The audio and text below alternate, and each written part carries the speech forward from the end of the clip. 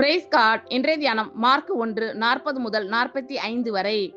அப்பொழுது குஷ்டரோகி ஒருவன் அவரிடத்தில் வந்து அவர் முன்பாக முழங்கால் படியிட்டு, உமக்கு சித்தமானால் என்னை சுத்தமாக்க உம்மால் ஆகும் என்று வேண்டிக் கொண்டான்.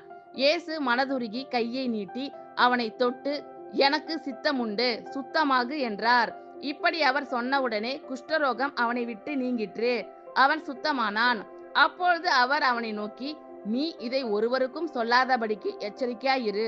ஆயினும் நீ போய் ஆசாரியனுக்கு உன்னை காண்பித்து, நீ சுத்தமானதின் நிமித்தம் மோசே கட்டளை இட்டிருக்கிறவைகளை அவர்களுக்கு சாட்சியாக செலுத்து என்று கண்டிப்பாய் சொல்லி உடனே அவனை அனுப்பிவிட்டார்.